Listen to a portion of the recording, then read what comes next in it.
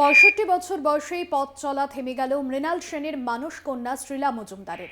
৩ বছর ধরে ক্যান্সারে ভুগছিলেন বাংলার সমান্তরাল সিনেমার অন্যতম অভিনেত্রী। শনিবার বিকেলে টালিগঞ্জে নিজের বাড়িতে ঘুমের দেশে চলে গেলেন শ্রীলা মজুমদার। শোকের ছায়া সিনেমহলে। শোক প্রকাশ করেছেন মুখ্যমন্ত্রী।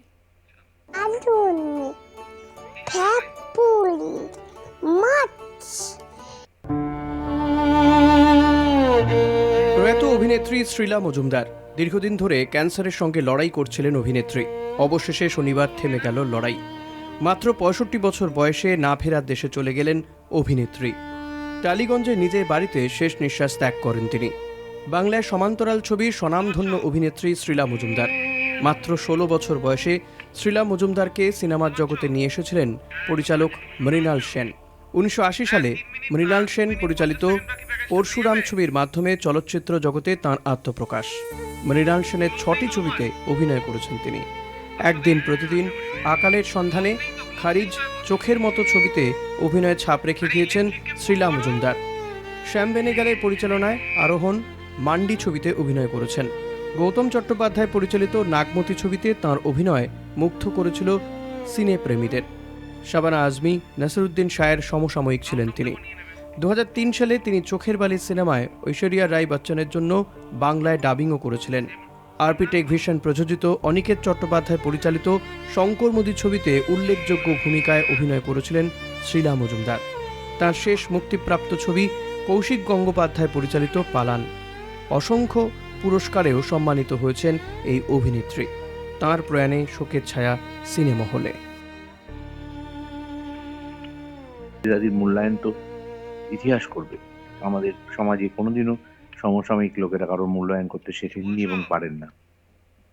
হ্যাঁ, মানুষের আমাদের সংস্কৃতি তাই যে পরবর্তীকালে মানুষের মূল্যায়ন হয়। মৃণাল সেনের ছবি দিয়ে তার যাত্রা শুরু এবং মৃণাল সেনকে উৎসর্গ করা একটা ছবি দিয়ে তার যাত্রা শেষ অভিনেত্রী হিসেবে। কাজে এটা খুবই একটা চমৎকার বৃত্ত শেষ হয়েছে শ্রীলাদি। আমি এটাই পজিটিভ ভাবে দেখতে চাই।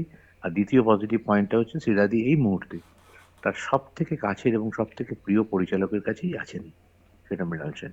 আমি ভয়ঙ্কর ভাবে ভারাক্রান্ত, তার কারণ আমি ওকে এতদিন চিনি এবং আমার সঙ্গে, আমার স্ত্রীর সঙ্গে এতদিনের আলাপ এবং ওর অভিনয়। প্রথম যখন শ্রীলা আসে মৃণালদার ছবিতে আমরা দেখে চমকে গেছিলাম, আর ওর মানে অভিনয় ক্ষমতা এবং কি বলবো, মানে আমি খুবই দুঃখিত তার কারণ। এবং আমার আক্ষেপ রয়ে গেল, কতবার বলেছি গৌতম দা তোমার একটা ছবি নেবে না, নাও প্লিজ নাও, আমি খুব মন দিয়ে কাজ করবো, আমি তো জানি তো করবে, নেওয়া হয়নি কোনো কারণে। একটা খুব আক্ষেপ রয়ে গেল যে আমাদের থেকে অনেক বয়সে ছোট ও চলে গেল এইভাবে। শ্রীলা মজুমদারের মৃত্যুতে গভীর শোক প্রকাশ করেছেন মুখ্যমন্ত্রী মমতা বন্দ্যোপাধ্যায়।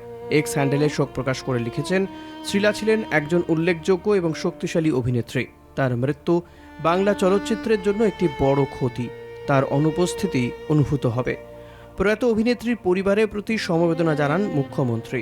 শ্রীলা মজুমদারের অকাল প্রয়াণে শেষ হল বাংলা সমান্তরাল সিনেমার এক গুরুত্বপূর্ণ অধ্যায়।